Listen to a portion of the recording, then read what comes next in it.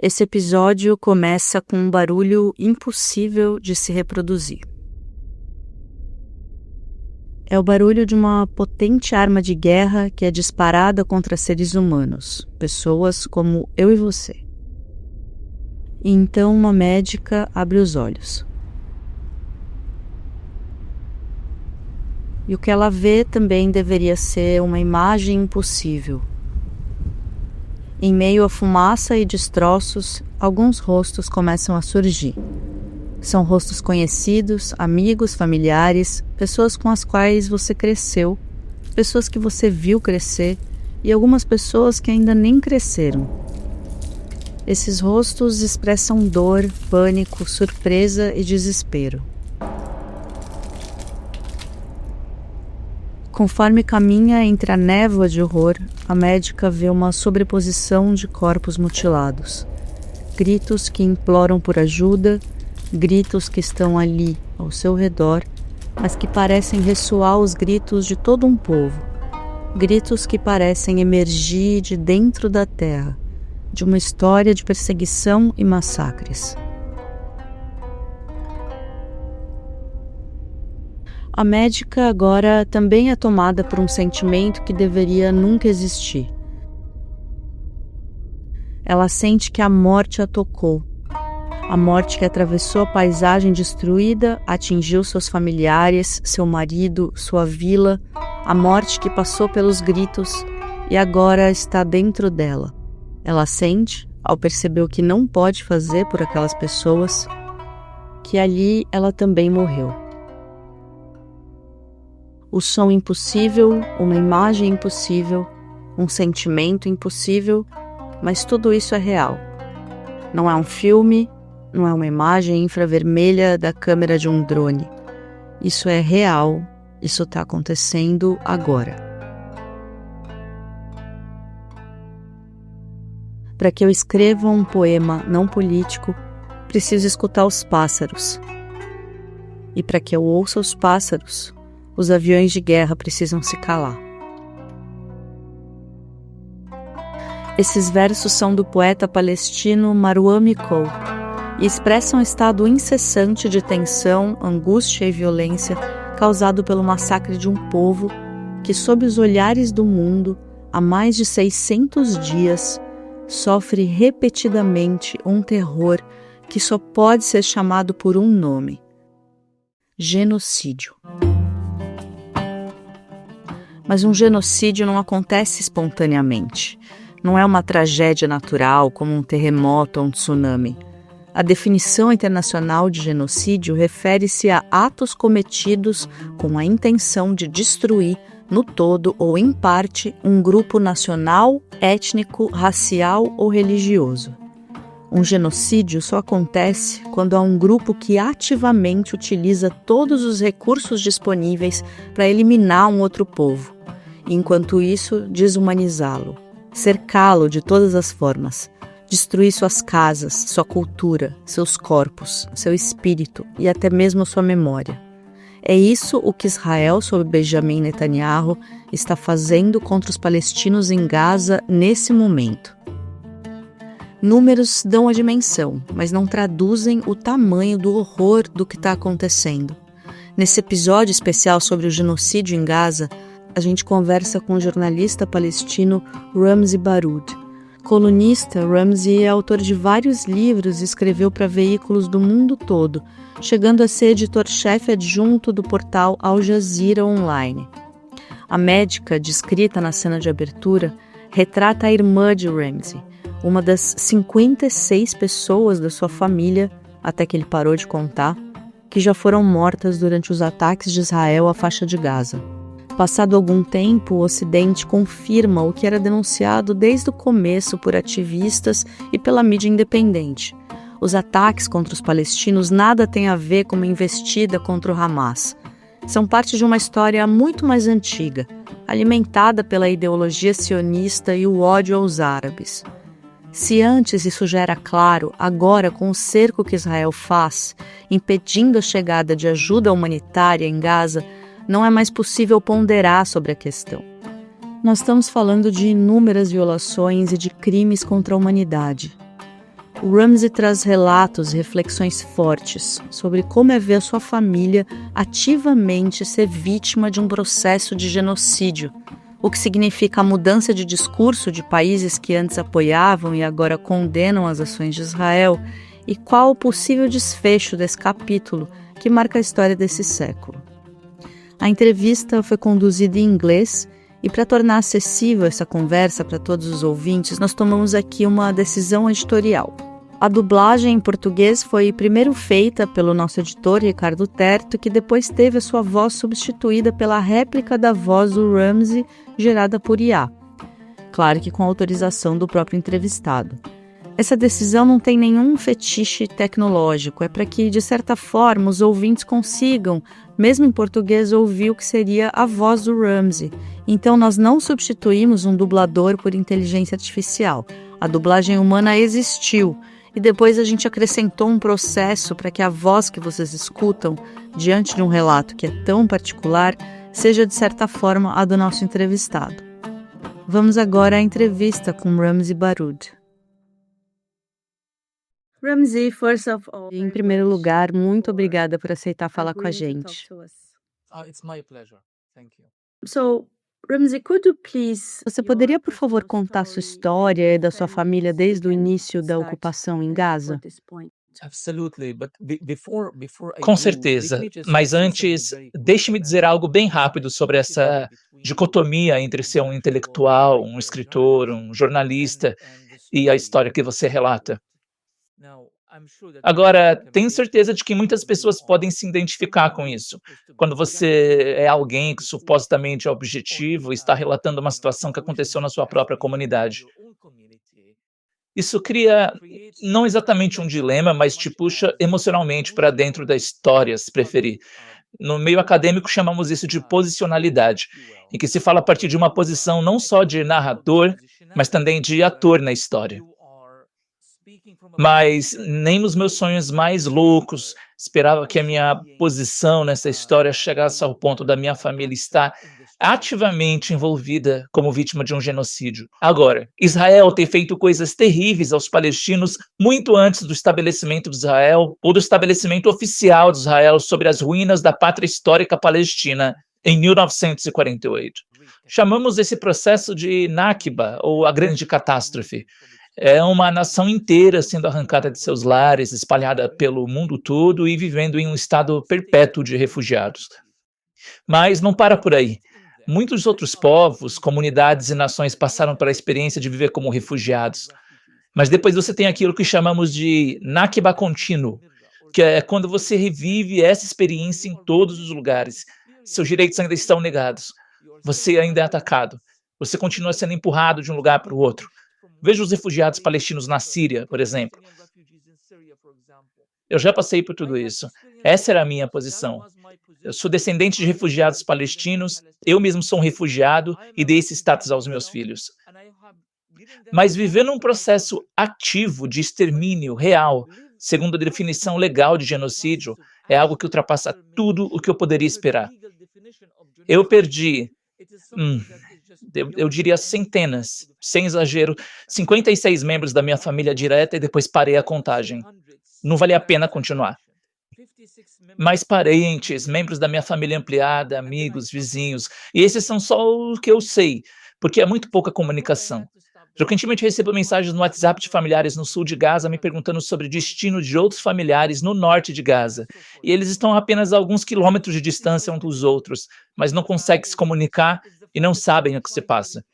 Então, em certo momento, eu tive que interromper a contagem, mas perdi minha irmã, perdi vários primos, suas esposas, maridos, filhos, etc. E o mais difícil em tudo isso é o fato de você tentar reportar sobre eles enquanto tenta humanizá-los ao mesmo tempo. Mas, ao mesmo tempo, não se pode deixar de fornecer números, estatísticas, cifras, porque as pessoas precisam saber a dimensão da tragédia, as contradições, os conflitos emocionais envolvidos. É mais do que inacreditável. E eu nem estou em Gaza. Imagine estar em Gaza e viver essa experiência, sendo jornalista em Gaza e sendo alvo do exército israelense em Gaza. Yeah, I can't even imagine. Eu realmente não posso nem imaginar. E você perdeu sua irmã, que era médica em Gaza, né? She was, yes. And she was Ela era, sim, ordinary. e ela não era uma médica comum. I don't buy Sabe, into eu não this acredito nessa necessidade de levar as pessoas com o discurso for the sake de que of precisamos showing empoderar as that mulheres women de Gaza. in As mulheres de Gaza, Gaza já women estão in Gaza empoderadas. are already empowered. E minha irmã foi um exemplo de empoderamento das mulheres de Gaza. Empowerment of women. Ela era uma líder comunitária, mobilizava a comunidade em torno de coisas como tentar lidar com certas doenças, tentar angariar fundos para certos hospitais. Em todos os eventos, em todas as reuniões da comunidade, ela sempre esteve presente com seus famosos óculos de sol enormes e seu hijab. Somos 5 irmãos e uma irmã, e todos nós conquistamos muito em nossas vidas, academicamente e de outras maneiras, mas, de alguma forma, ela sempre estava um passo à frente de todos nós. E ela foi a única que ficou em Gaza. O resto de nós teve que partir em certas circunstâncias fora do nosso controle. Então, a permanência dela foi uma forma de todos nós estarmos lá. Ela era como uma representante da família. Era ela que mantinha vivo esse ramo da família Baruch em Gaza. E tínhamos muito orgulho disso. Quando a guerra começou, você pode imaginar que o papel dela aumentou como médica, mas também como mãe que tenta salvar seus filhos, que estão agora espalhados em vários campos de refugiados em diversas partes de Gaza. Poucos meses antes do seu martírio, seu marido foi morto. Seu marido era chefe do departamento de Direito da Universidade Al-Azhar, uma das principais universidades de Gaza. E ele era um ser humano maravilhoso e contribuiu muito para a compreensão do que chamam de Sharia Law, a lei islâmica relativa às finanças. Ele tem livros e era um intelectual bastante respeitado, mas tinha dificuldade para andar. Ele tinha alguma coisa no sistema nervoso, ela era a única que cuidava dele. E fez tudo o que estava a seu alcance para ajudar ele a ter uma vida normal. Eles estavam morando em Kunus, em dado momento o exército israelense começou a atacar o sul de Gaza nessa operação militar. Ele se recusou a escapar, ele não conseguiu. Depois que a família insistiu, ele decidiu tentar. Então ele saiu com os filhos e os drones se aproximaram muito deles e ele começou a implorar para que os filhos fugissem. Mas qual o sentido? Qual o sentido de todos nós morrermos ao mesmo tempo? Então isso também criou um conflito para os meninos, porque eles tiveram que fugir. Não havia alternativa. E ele foi morto. Ele foi atingido na cabeça por uma bala israelense, um pequeno projétil lançado por um drone e morreu ali mesmo. E os filhos dele se recusaram a deixar a área, mesmo que agora fosse palco de massacres e execuções, porque queriam recuperar o corpo do pai. E essa era a obsessão da minha irmã nos últimos meses de vida, tentar dar um enterro digno ao marido, mas ela não conseguia. E ela vivenciou o massacre de Nuseirat, quando o exército israelense atacou o campo de refugiados de Nuseirat para salvar alguns dos seus soldados junto com a ajuda dos americanos. Along, with the help of the Americans.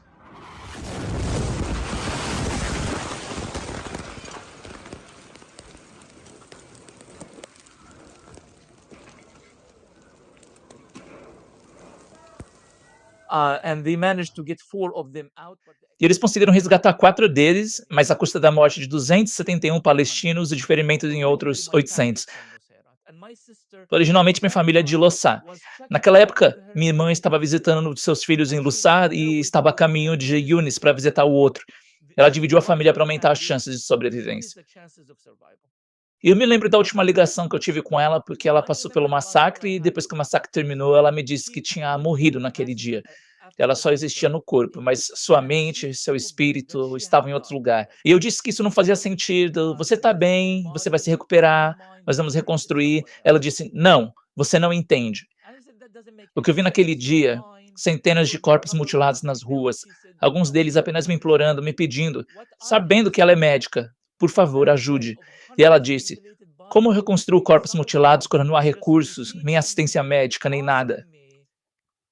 E ela disse, eu simplesmente congelei. E eu fiquei olhando para todos e congelei por um longo tempo. Então eu tentei confortar, segurar as mãos, mas as pessoas continuavam morrendo nas minhas mãos. Ela disse que morreu naquele dia. Então ela foi até a casa destruída dela, porque ela tinha uma linda casinha que eles construíram depois de anos e anos de trabalho. Ela e o marido. E ela vai até os destroços da casa e encontra 2 paredes que são as únicas que ainda estão de pé no porão. Ela encontra uma cadeira e um cobertor em cima e dorme ali, onde fica por alguns dias. Indo para o hospital Nazer, em Yunis, de volta para casa e assim por diante. Em uma dessas vezes, enquanto ela dirigia para casa, um drone israelense veio, a perseguiu e a matou.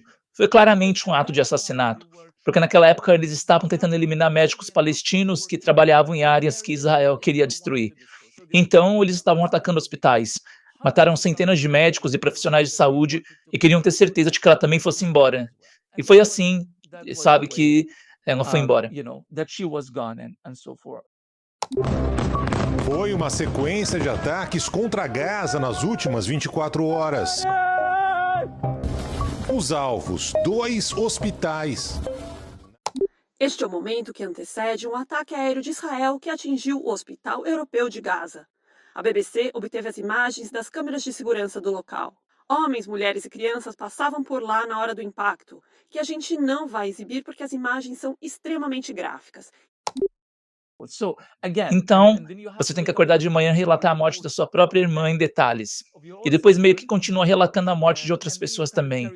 Eu acho que vai levar anos e anos para sequer avaliarmos o componente intelectual do massacre. Quer dizer, quem tem tempo para falar sobre qualquer coisa intelectual? Mas sinto que a nossa humanidade foi esticada a um nível sem precedentes na história da That is humanidade. really unprecedented in human history. I'm so sorry. Nossa, eu sinto muito, uma história terrível.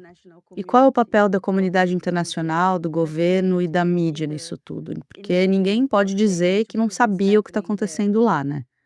I mean, if this genocide happened just all of a sudden, Se esse genocídio tivesse acontecido, de repente você tivesse 2 grupos em algum tipo de disputa política ou conflito, mas ninguém tivesse previsto que esse conflito levaria a um genocídio, seria compreensível que a comunidade internacional não tenha feito nada antes.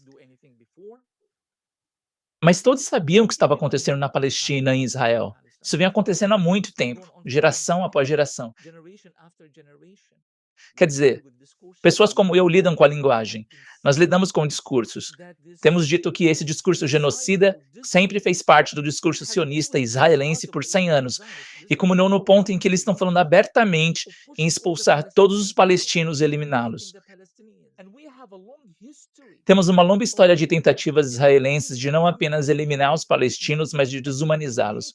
Toda essa ideia de que os palestinos são bestas, os palestinos são baratas, os palestinos são selvagens, esse discurso totalmente racista com o qual estamos familiarizados em muitos outros massacres e genocídios no passado, e nós reportamos isso em nossa própria capacidade, a nossa maneira, e continuamos dizendo que algo horrível iria acontecer. Se você lê meus artigos anteriores, há anos venho falando sobre uma explosão. Não se pode pressionar os palestinos a ponto de transformá-los em experimentos sociais de fome e inanição em Gaza e esperar que não haja resposta. A grande mídia nos marginalizou completamente. Éramos radicais demais para a grande mídia. O palestino que só tem permissão para escrever no New York Times ou no Washington Post é alguém que precisa ser especialista em autocensura, um especialista em autoacusação. Ah, existem bandidos dos 2 lados. Eu acredito de um ponto de vista intelectual que Israel não é o único responsável por esse genocídio. Cada editor, cada jornal, cada autoridade, cada político, cada humanitário, cada pessoa que conhece o discurso vindo de Israel e o marginalizou intencionalmente, sem noticiar, também é responsável pelo genocídio. E aqueles que tentaram encobrir os crimes israelenses, pelo menos no início desse genocídio, também são igualmente responsáveis por ele. Agora todo mundo sabe. Todo mundo sabe. Até a grande mídia agora fala sobre genocídio e crimes de guerra. genocide and war crimes. Então, sinceramente, não é nem como presidente do Brasil, é como ser humano. É como ser humano. Não é possível a gente aceitar, sabe, uma guerra que não existe, e sim um genocídio premeditado de um governante de extrema-direita que está fazendo uma guerra, inclusive, contra os interesses do seu próprio povo. Até a grande mídia agora fala sobre genocídio e crimes de guerra. Até pessoas como Emmanuel Macron e outros estão falando sobre crimes de guerra porque agora perceberam 2 coisas. Primeiro, que isso vai manchar a história das chamadas civilizações ocidentais por muito, muito, muito tempo. Então, eles estão tentando criar uma contranarrativa para proteger seus legados no futuro. Isso é o número 1. Número 2, acho que eles perceberam que deram ao primeiro-ministro israelense Benjamin Netanyahu todo o tempo e todo o espaço para concluir o trabalho. Apenas termine isso. Estamos encobrindo por você. Estamos culpando os palestinos por sua própria vitimização. Apenas termine o trabalho. Ele não conseguiu. E agora eles percebem que, bom, já que ele não conseguiu depois de mais 600 dias e provavelmente não conseguirá, vamos tentar salvar. E assim, esse súbito despertar moral do Ocidente, que sabia desde o início o que Israel estava fazendo com os palestinos. Usar a fome em civis como método de guerra é classificado como crime de guerra. E a ONU alertou que Israel está promovendo uma campanha de fome deliberada em Gaza. Essas considerações da ONU podem levar a ações contra Israel e Netanyahu? Porque existem tantos crimes de guerra acontecendo lá, né? Right. So, international law in itself is just, Certo. Então, o direito internacional, por definição, é apenas uma posição legal. Por si só, ele não significa nada se não houver vontade política para aplicá-lo. E essa é realmente a questão. Não é que a lei internacional tenha aprovado a ocupação israelense da Palestina, ou que a lei internacional tenha analisado o que Israel está fazendo no banco, o apartheid, as anexações, os assassinatos diários, ou os assentamentos judaicos israelenses ilegais, e tudo isso tenha sido visto de forma favorável. Não. A lei internacional sempre deixou claro que a ocupação israelense é ilegal. Israel já estava sendo investigado por crimes de guerra no Tribunal Penal Internacional anos antes do genocídio. A questão é que não houve aplicação, porque aqueles que normalmente aplicam esse tipo de decisão contra líderes africanos, geralmente o TPI, conhecido na África como Tribunal da África, ou contra o Iraque, o Afeganistão ou outros, não tem absolutamente nada a dizer ou aplicar quando se trata de Israel ou dos americanos e aliados ocidentais em todo o mundo. Mas é de se esperar que haja um ponto de ruptura. Tem que haver um ponto de ruptura, sabe? Tudo bem, isso é uma necessidade política, isso é um interesse geopolítico, esse tipo de coisa. Mas será que existe um número de pessoas que teriam que ser mortas para que o Ocidente se sentisse constrangido e tomasse medidas? Até agora, não vimos isso. Algumas pessoas estão usando uma linguagem mais forte do que as outras. Pessoas como o Macron, que foi um dos primeiros a entrar em um avião para ir até Tel Aviv e demonstrar total solidariedade. Se você se lembra, Macron não se limitou a demonstrar solidariedade a Israel. If you remember, Macron did not just show solidarity with Israel. O ministro das Relações Exteriores, Mauro Vieira, pediu que a comunidade internacional não permaneça de braços cruzados diante do que ele chamou de carnificina das forças militares de Israel contra os palestinos na faixa de Gaza. Ele sugeriu que o Ocidente deveria criar uma coalizão semelhante à que foi criada contra o ISIS. Quer dizer, imagine que você simplesmente desumaniza todo o povo palestino e sua luta comparando-os aos ISIS. Essa foi a ideia dele. E agora ele está dizendo que isso é inaceitável, que precisa parar, etc. Mas até agora não vimos nenhuma aplicação real. Pelo contrário, vimos ações ocidentais contra países como o Iêmen e outros que estão tentando impor algum tipo de ação individual contra Israel. Portanto, eles ainda estão alimentando Israel com tudo que Israel precisa. Não há escassez de armas em Israel, não há escassez de alimentos, energia, petróleo, ou espaço político e a validação de que Israel precisa. São juízes do TPI que realmente são punidos por ousarem questionar Israel, e não israelenses que têm medo da possível punição do TPI.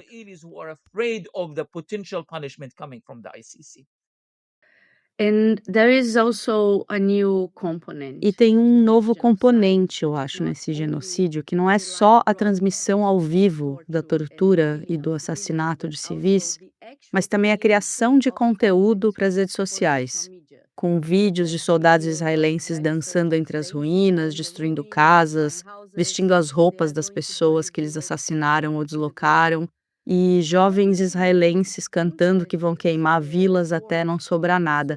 Como você acha que isso influencia a visão do mundo sobre esse genocídio? Historicamente, no Ocidente, e infelizmente em outras partes do mundo também, sempre há essa ideia de que o que está acontecendo entre palestinos e israelenses, e antes disso, entre árabes e israelenses, é um conflito. Talvez você tenha uma postura moral em relação a esse conflito. Talvez possa ficar do lado dos palestinos e dizer que Israel está violando inúmeras resoluções e que Israel é uma potência ocupante e precisa ir embora e que os palestinos têm o direito de ser soberanos e independentes e assim por diante. Mas, no fim das contas, tudo isso ainda está contextualizado na ideia de que se trata de um conflito. Mas o que estamos vendo agora vai além de qualquer contextualização racional. Quer dizer, ontem eu assisti a um cavalo sendo baleado por um atirador israelense. Por que você mata um cavalo? Ok, você odeia os palestinos porque eles são árabes e não são brancos e não são civilizados e são baratas e você os odeia por causa disso. Eu não concordo. Mas tudo bem, O ódio pode se manifestar dessa forma.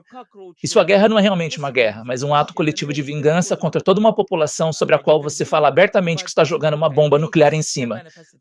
Mas por que matar animais? Por que atirar em cavalos e burros? Agora temos um entendimento diferente de que não se trata de um conflito.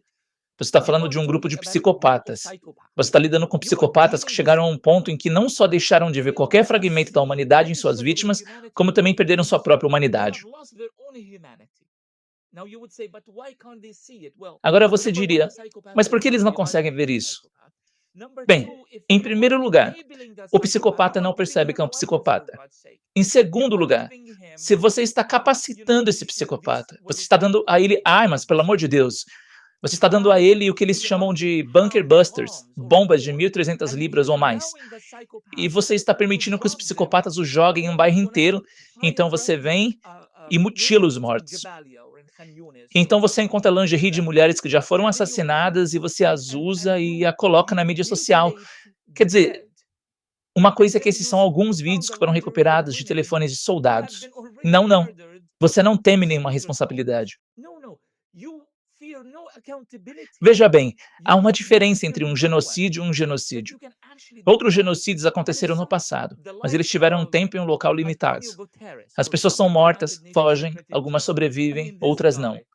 Mas você está falando de um grupo de 2,3 milhões de pessoas que estão vivendo em um local já cercado, já desnutridas, e não tem como escapar.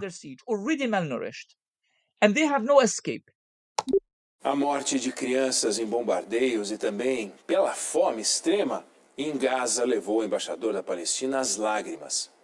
Riad Mansour estava discursando sobre o massacre de Gaza no Conselho de Segurança da ONU.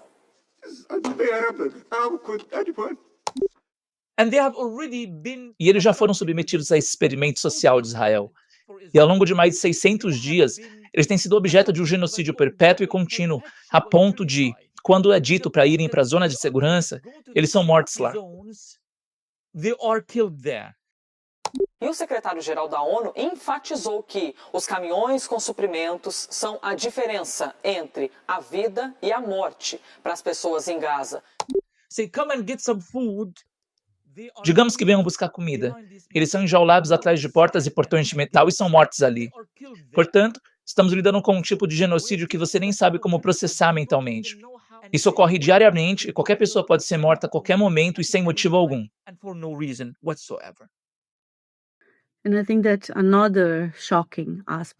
E outro aspecto chocante é o uso da inteligência artificial para traçar perfil dos alvos e pagers explosivos e drones que parecem estar aumentando essa despersonalização, no sentido de que se uma pessoa puxa o gatilho de uma arma ou um pino de uma granada, ela pode ser responsabilizada pela morte que ela causou.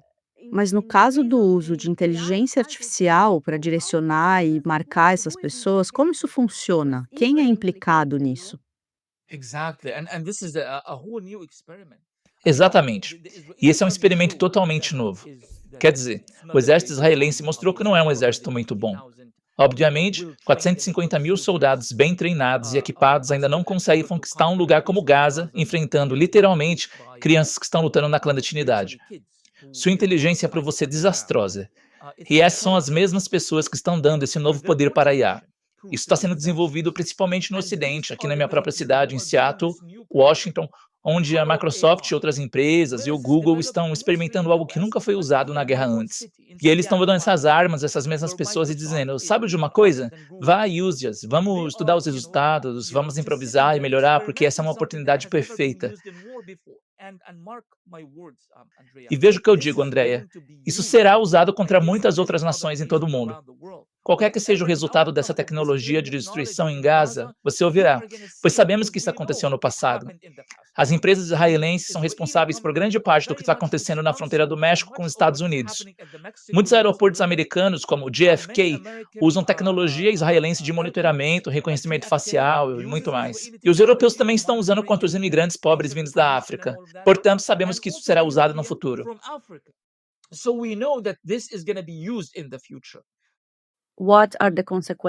Ramsey, quais são as consequências desse genocídio para o mundo? Que mensagem o Netanyahu e seus aliados estão enviando? I don't think the world has ever been so morally polarized as it is. Eu acho que o mundo nunca esteve tão moralmente polarizado como agora, nem mesmo no caso do Holocausto ou dos crimes cometidos na Segunda Guerra Mundial, porque só soubemos realmente a extensão desses crimes mais tarde. Muitos desses crimes foram, de certa forma, ocultados. E mais tarde, a extensão do que aconteceu na Segunda Guerra Mundial tornou-se uma espécie de conhecimento comum para as pessoas. Em Gaza é diferente porque você sabia desde o início e viu, você viu ao vivo. Ninguém pode dizer que não sabíamos. Portanto, a polarização da ética e da moral nunca foi tão extrema, em nível filosófico, como agora. Dessa vez, os israelenses estão dizendo exatamente o que estão fazendo. Não se pode culpá-los por mentir. Quando Bezalel Smotrich, o ministro das Finanças, vem e declara a política oficial israelense, dizendo que a ideia é empurrar os palestinos para acampamentos para fora da fronteira com o Egito, e empurrá-los para países terceiros, então não há rodeios, não há interpretação, não há nada. Então, se você estiver no Brasil, ou no Canadá, ou em qualquer lugar do mundo, você tem que fazer uma escolha aqui. Acho que Netanyahu, de certa forma, a sua pergunta é: qual é a mensagem dele? Essa é a mensagem dele. Você está do meu lado ou do lado dos palestinos? E eu realmente espero que isso seja muito, muito óbvio para a grande maioria da humanidade neste momento.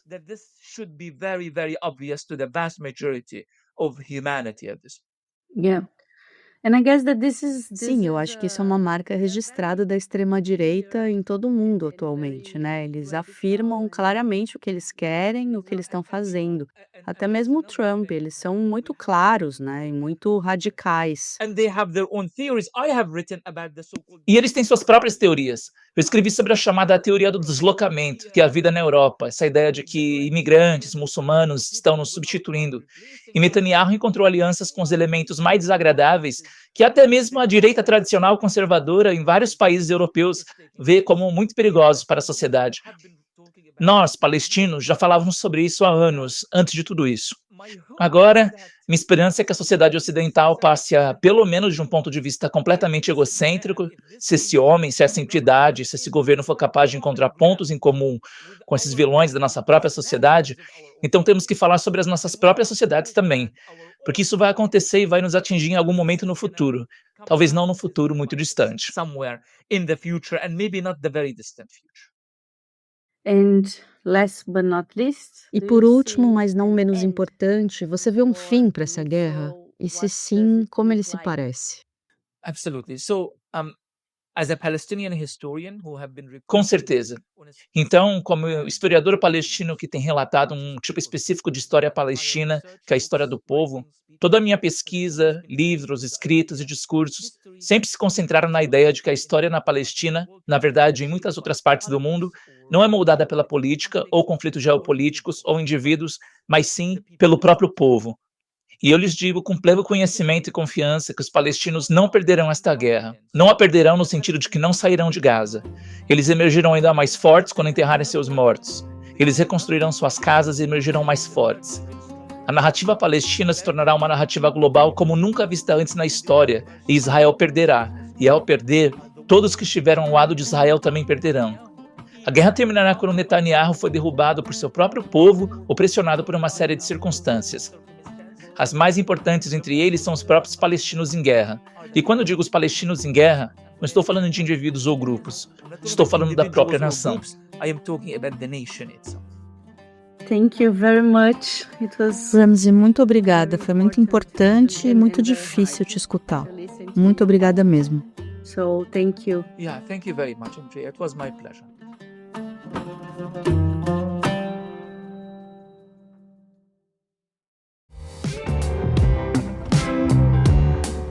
Oi, aqui é a Mariana Souza do Durma Com Essa, podcast semanal de notícias do Nexo. Eu tô aqui para te convidar a ouvir o programa desta semana que fala sobre a divulgação dos dados de religião do último censo, pelo IBGE, em junho. Muita gente esperava um boom no número de evangélicos, mas o crescimento foi mais tímido do que se esperava. A gente conversou com a Lívia Reis, coordenadora do Instituto de Estudos da Religião, para explicar o que move as escolhas religiosas dos brasileiros. Depois que você terminar de ouvir o Pauta Pública, emenda no Durma Com Essa.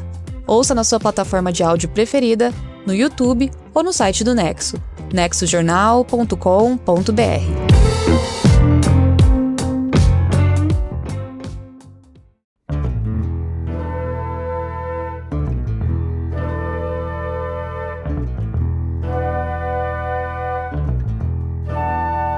E chegamos ao fim de mais um Pauta Pública. Muito obrigada para você que ficou com a gente até aqui.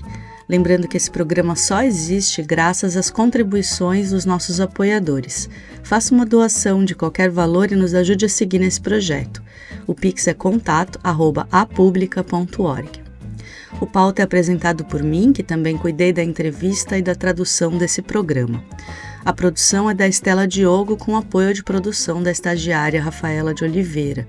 O roteiro é do Ricardo Terto, que nesse episódio também fez a dublagem e dividiu a edição com o Pedro Pastoriz. A identidade visual é da Tainá Gonçalves.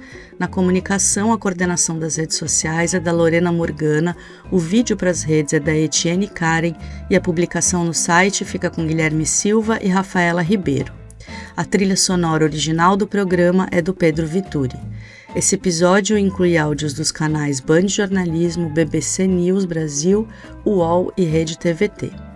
O Pauta Pública é uma produção original da Agência Pública de Jornalismo Investigativo. Um abraço, gente. Até sexta que vem.